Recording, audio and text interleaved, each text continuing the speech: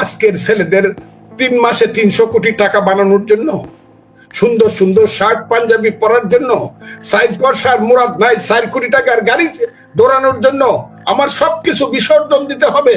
যে ইউনূস সাহেব কোনোদিন মুক্তিযুদ্ধের নামে কথা বলে না, কোনোদিন মুক্তিযুদ্ধের আনঅফিসিয়ালি মুক্তিযুদ্ধের জন্য 54 বছরে একটি কথা বলে নাই, মুক্তিযুদ্ধের প্রতি যার কোনো ধরনের কমিটমেন্ট নাই, তারকে শুধু প্রধান উপদেষ্টা রাখার জন্য এবং তার ক্ষমতাকে দীর্ঘায়িত করার জন্য, এবং এখানে অনেক আছে তার মন্ত্রিসভায় রাজাকারের ছেলে এবং মেয়ে এবং রাজাকার, তাদের ক্ষমতাকে দীর্ঘায়িত করার জন্য আমি চুপ করে থাকবো?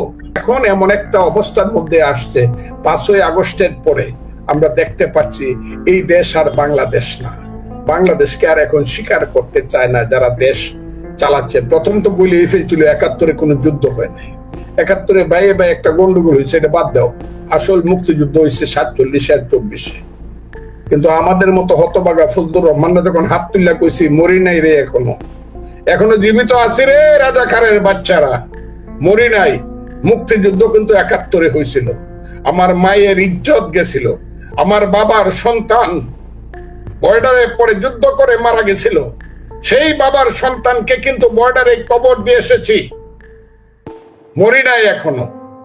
রক্তের সাগর সৃষ্টি ছিল পৃথিবীতে, এত কম সময়ে এত রক্ত কোন জাতি তার স্বাধীনতার জন্য দেয় নাই, বাঙালি জাতি 71-এ যা দিছে।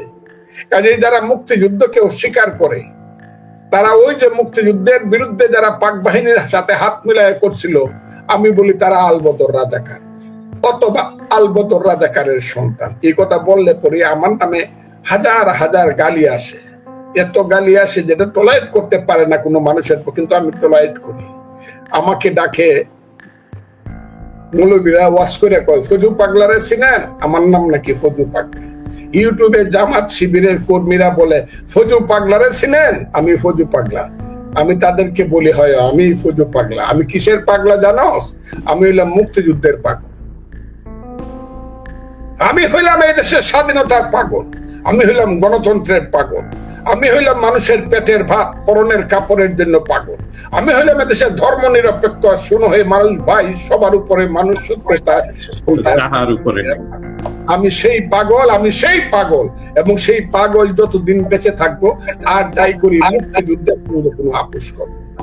মুক্তিযুদ্ধের বিরুদ্ধে যারা বলে তাদের সঙ্গে কোনো আপোষ করবো না, যুদ্ধ চলতে থাকবে।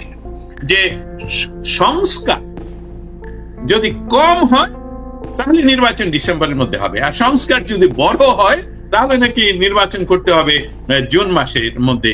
ইতিমধ্যে 8 মাস চলে গেল, 9ম মাসে পড়ছে। সংস্কার সংস্কার সংস্কারের কথা যে বারবার বলা হচ্ছে, আসলে দৃশ্যমান কোন সংস্কার হয়েছে কিনা? ইউনূস সাহেব ইলেকশন দিবে এটা আমাকে যদি বিশ্বাস করতে বলেন, তাহলে আমি বলবো যে দিবে ইলেকশনটা। এক লোক একজন মানুষের কাছে টাকা পায়, তার এক প্রতিবেশীর কাছে টাকা দেয় না, প্রতিদিন তাগিদ করে।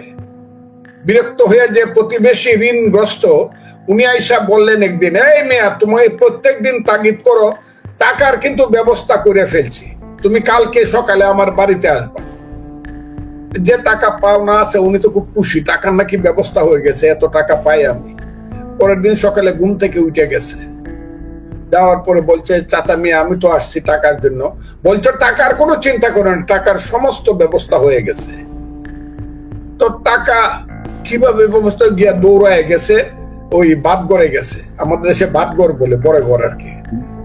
কতগুলা তেঁতুলের বিচি নিয়ে আসছে, তেঁতুলের বিচি নিয়ে আসছে, বলছে পরশুদিন বড় বাজার থেকে তেঁতুলের বিচি নিয়ে আসছি, কালকে কিছু তেঁতুলের বিচি আমি এইখানে পুঁতে রাখছি মাটির মধ্যে, এইখান থেকে তেঁতুল গাছ হবে। এই যে তোমার টাকা দিব, তেঁতুল গাছ থেকে যখন এই বড় গাছ হবে সেই গাছ বিক্রি করে তোমার টাকা দিব, এটা আমি শুরু করে দিছি তোমাকে টাকা দেওয়া। ইউনূস সাহেব ঠিকই তেঁতুল গাছটা ঠিকই উনি রোপণ করছেন, এটা আমি অস্বীকার করব না। সেই তেঁতুল গাছে ফল ডিসেম্বরও ধরতে পারে, 26 জুন মাসেও ধরতে পারে।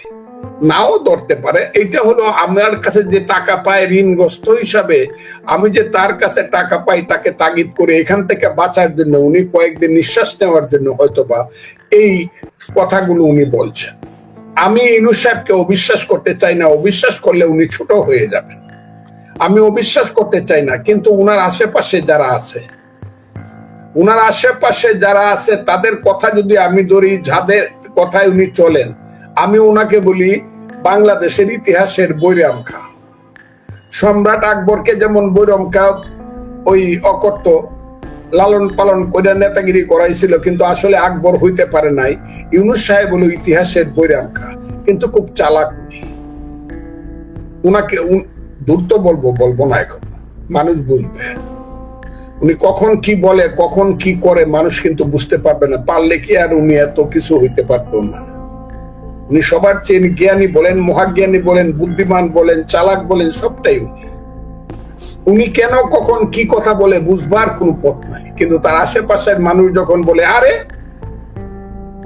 কিসের ইলেকশন, তার মূল সাপোর্টার কারা?